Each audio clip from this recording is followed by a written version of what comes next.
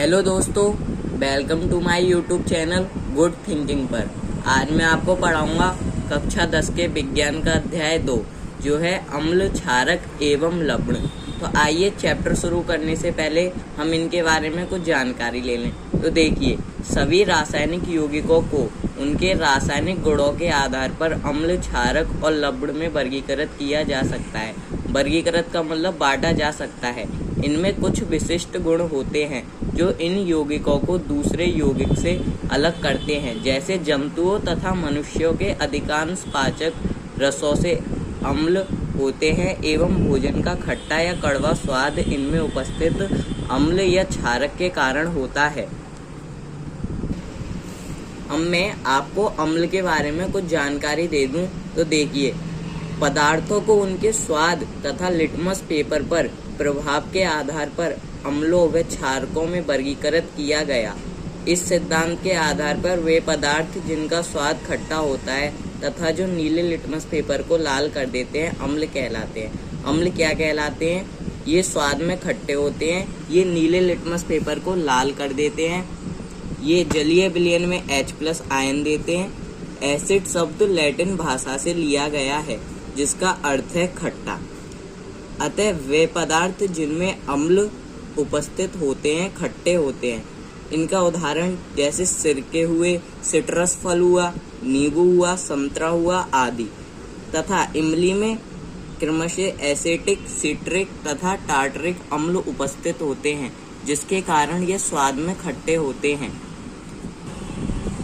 अम्ल जलीय विलयन में H+ आयन देते हैं। अम्ल दो प्रकार के होते हैं, प्रबल अम्ल और दुर्बल अम्ल। तो अब मैं आपको समझाता हूँ कि प्रबल अम्ल और दुर्बल अम्ल क्या होता है। तो देखिए, वे अम्ल, मैं प्रबल अम्ल के बारे में आपको समझाता हूँ। वे अम्ल जो जल में पूर्णतया आयनित या वियोजित होते हैं प्रबल अम्ल कहलाते हैं। सामान्य तथा खनिज अम्ल, खनिजों से प्राप्त होने वाला अम्ल प्रबल अम्ल कहलाता है। अब देखिए, इसके उदाहरण है HCl, H2SO4 एंड HNO3। तो देखिए, HCl क्या होता है तो अब मैं आपको बताता हूँ। यह हाइड्रोक्लोरिक अम्ल कहलाता है जिसका उपयोग वस्त्र उद्योगों में कपड़ा रंगने के लिए तथा कलई से पूर्व लोहे की चादरों को साफ करने के लिए प्रयुक्त किया जाता है।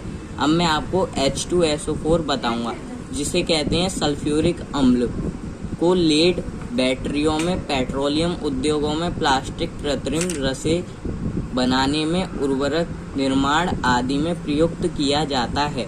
अब मैं आपको बताऊंगा HNO3 के बारे में। तो देखिए, HNO3 नाइट्रिक अम्ल होता है जो सोने तथा चांदी के शोधन में प्रयुक्त किया जाता है।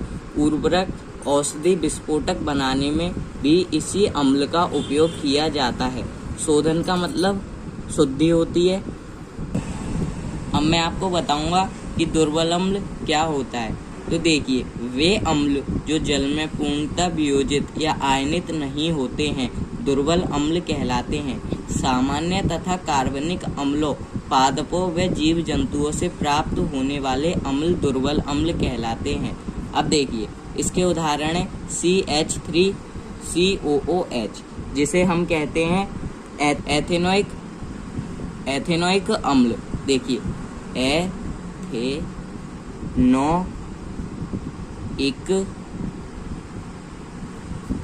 अम्ल। दूसरा उदाहरण लैक्टिक अम्ल। तीसरा उदाहरण ऑक्सैलिक अम्ल। तो अब मैं आपको बताऊंगा कि सांद्र अम्ल क्या होते हैं। आपको दुर्बल अम्ल तो समझ में आ ही गया होगा कि इसका उपयोग लैक्टिक अम्ल, ऑक्सैलिक अम्ल तथा एथेनोइक अम्ल में होता है।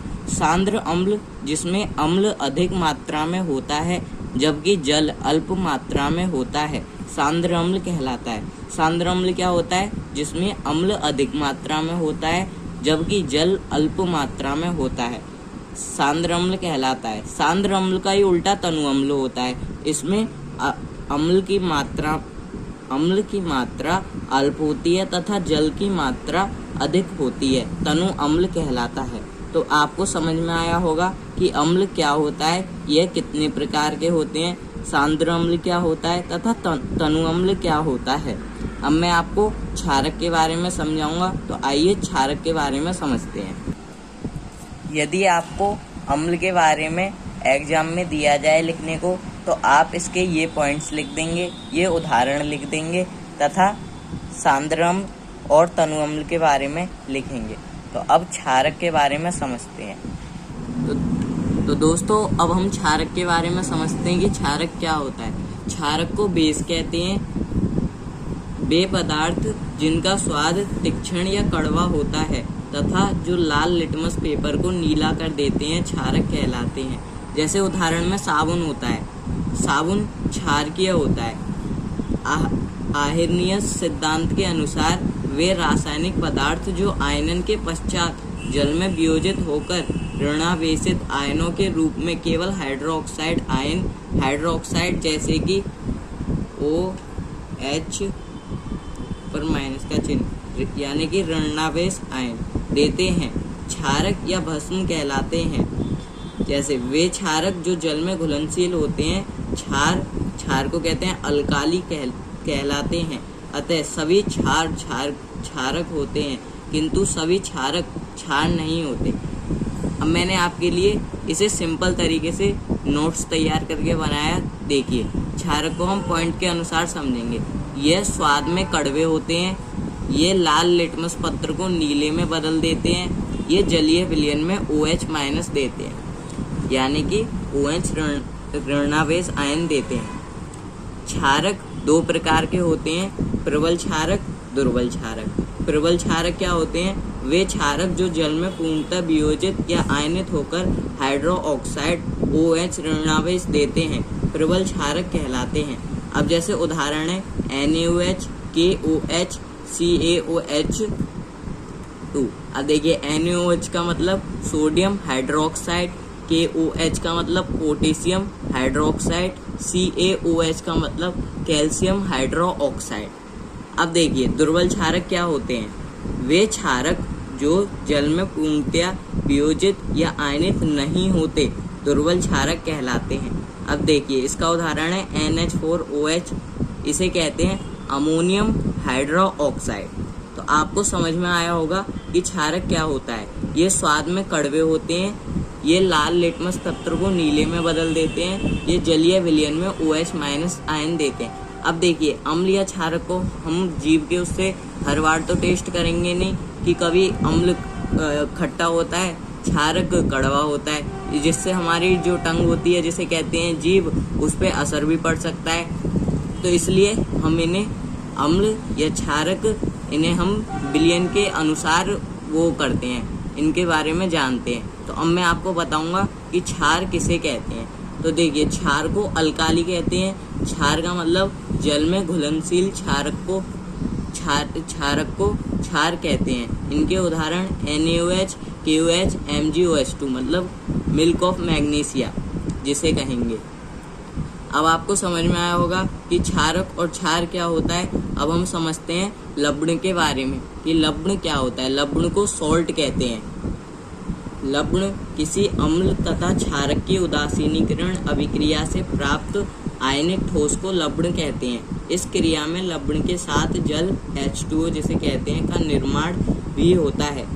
मैंने आपको नोट्स के हिसाब से समझाऊं तो देखिए, लवण अम्ल व क्षारक की परस्पर अभिक्रिया से प्राप्त होता है। लवण अम्ल व क्षारक की परस्पर अभिक्रिया से प्राप्त होता है। देखिए, अम्ल और क्षारक के साथ मिलकर बनता है लवण प्लस जल। इसके उदाहरण है NaCl, KCl।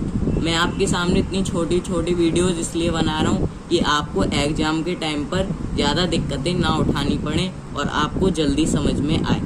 तो थैंक यू। इससे आगे मैं आपको समझाऊंगा सूचक के बारे में।